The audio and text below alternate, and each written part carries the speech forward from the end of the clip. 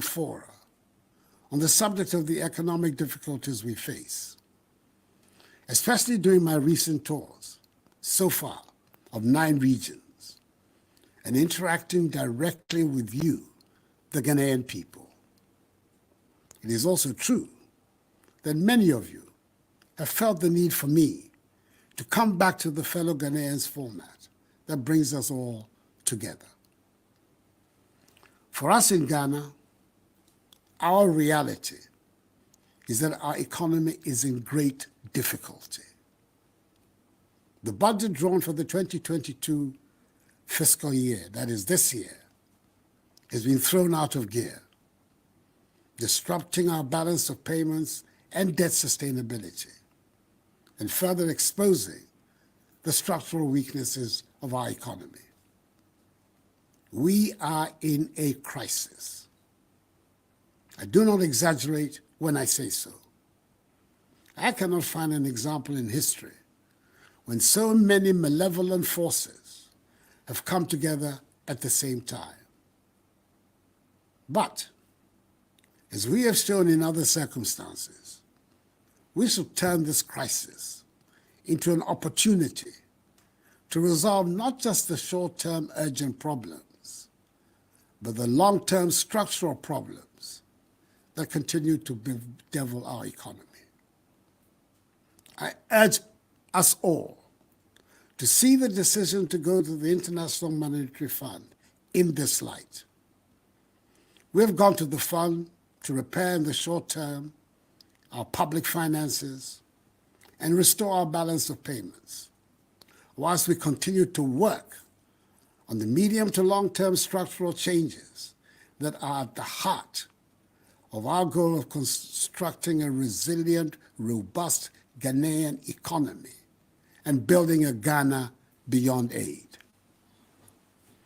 I'm able to report to you, my fellow Ghanaians, that the negotiations to secure a strong IMF program, which will support the implementation of our post-COVID-19 program for economic growth, and additional funding to support the 2023 budget and development program, are at advanced stages and are going well. We're determined to secure these arrangements quickly to bring back confidence and relief to Ghanaians.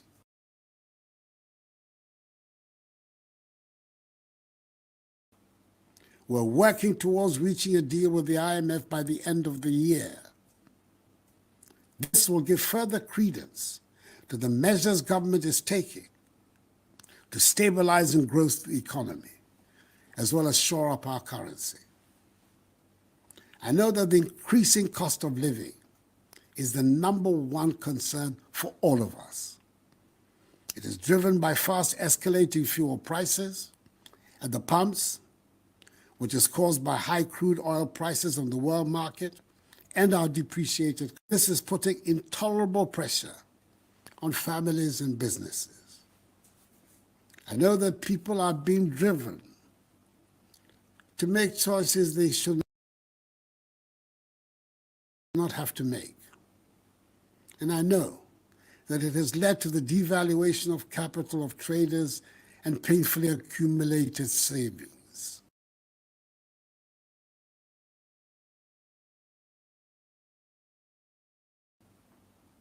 Furthermore,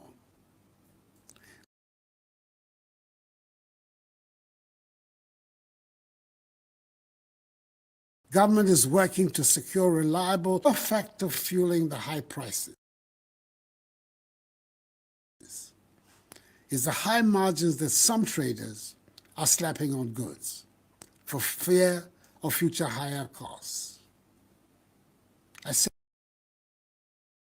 to our traders, we are all in this together. Please,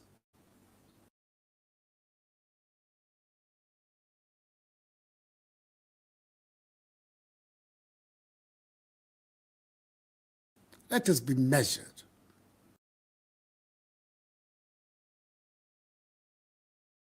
In the margins we seek.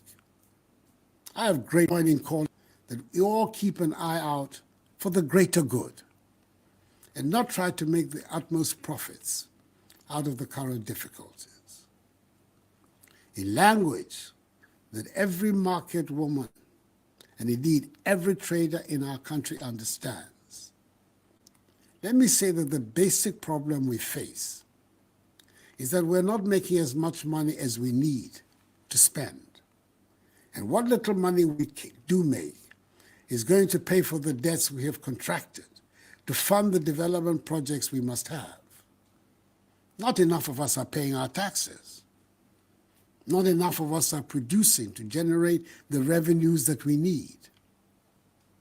Nevertheless, my ambitions for Ghana remain high. All our children should be educated and trained with skills that will enable us to be competitive in the world. We need to close rapidly the infrastructure gap. We need to build a world-class healthcare system. And we need to build confidence in ourselves to make ours the happy and prosperous place it deserves to be. I believe we can and we will find the means to achieve these goals, even if the immediate measures we have to take are painful. At the just-ended cabinet retreat at Peduasi Lodge, my government agreed on the framework for the post-COVID-19 program for economic growth and the IMF support for its implementation, as well as the work being done by the Ministry of Finance in preparation for the 2023 budget.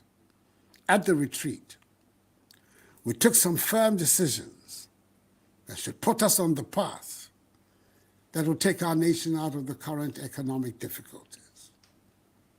Let me try and give you an outline of the main decisions without getting into the technical language that baffles many of us. To restore and sustain debt sustainability, we plan to reduce our total public debt to GDP ratio to some 55% in present value terms by 2028, with the servicing of our external debt pegged at not more than 18% of our annual revenue also by 2028. We're committed to improving the revenue collection effort from the current tax revenue to GDP ratio of 13% to between 18 and 20% to be competitive with our peers in the West African region.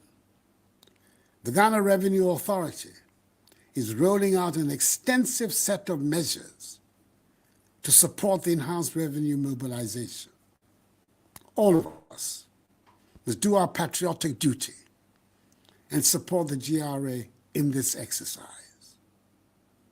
We're aiming to restore and sustain macroeconomic stability within the next 3 to 6 years, with a focus on ensuring debt sustainability to promote durable and inclusive growth while protecting the poor.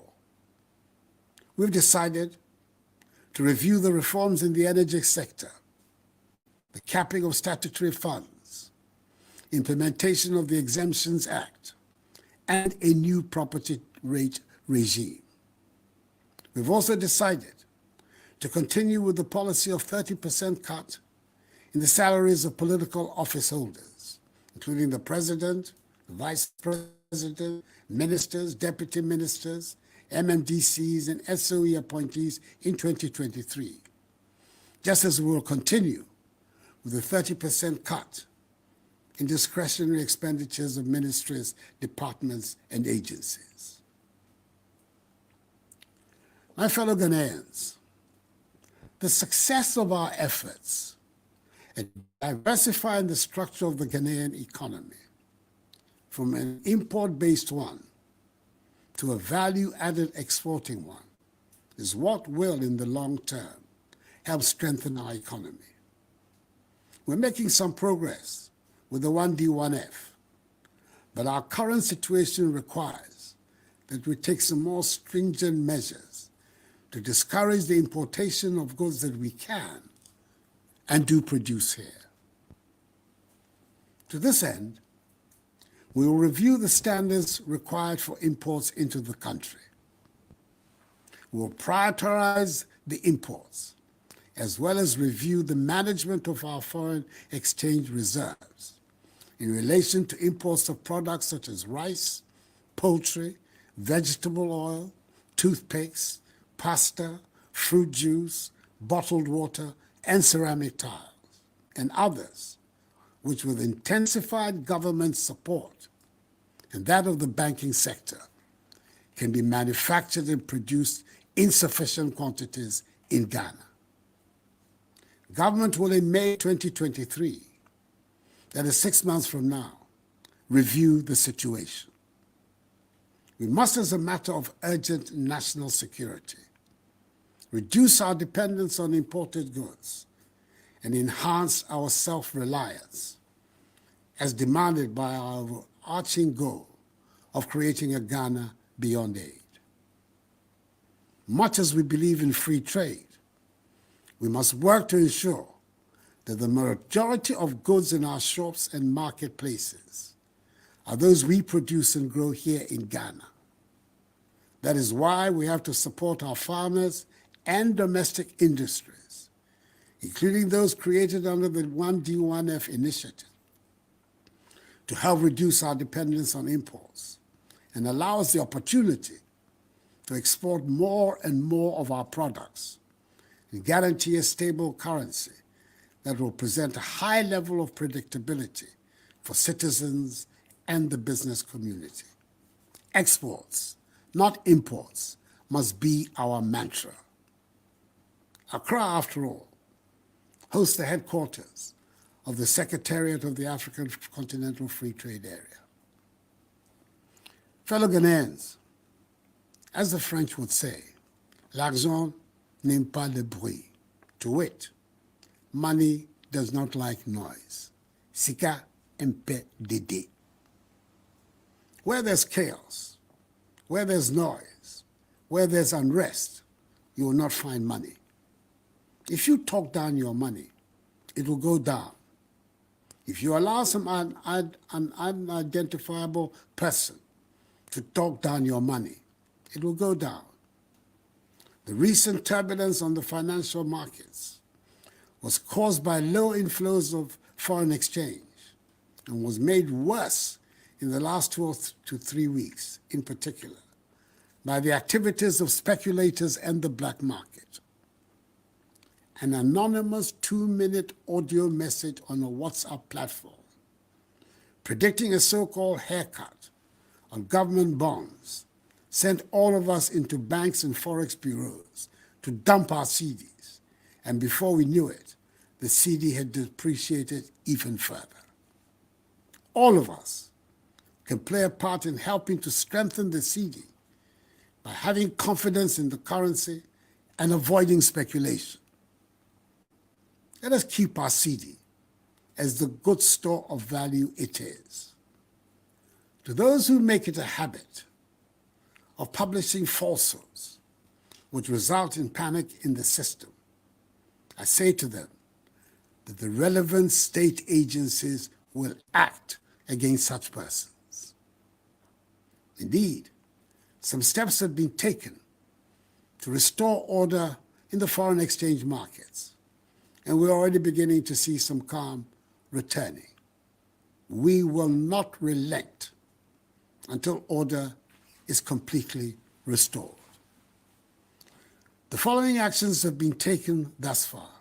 1, enhanced supervisory action by the Bank of Ghana in the Forex Bureau markets and the black market to flush out illegal operators, as well as ensuring that those permitted to operate legally abide by the market rules.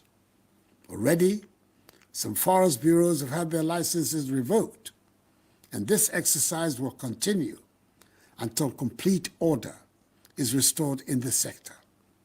2, fresh inflows of dollars are providing liquidity to the foreign exchange market and addressing the pipeline demand. 3, the Bank of Ghana has given its full commitment to the commercial banks to provide liquidity to ensure the wheels of the economy continue to run in a stabilized manner till the IMF program kicks in and the financing assurances expected from other partners also come in.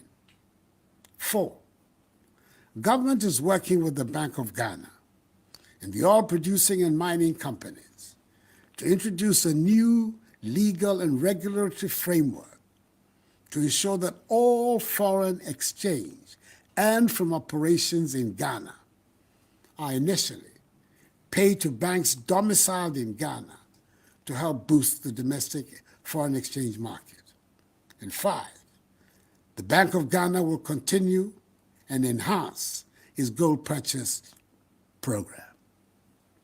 I'm confident that these immediate measures, designed to change the structure of our balance of payment flows, sanitize the foreign exchange market to ensure that the banks and Forex Bureau operate along international best practices, together with strengthened supervision, will go a long way to sanitize our foreign exchange market and make it more resilient against external vulnerabilities going forward.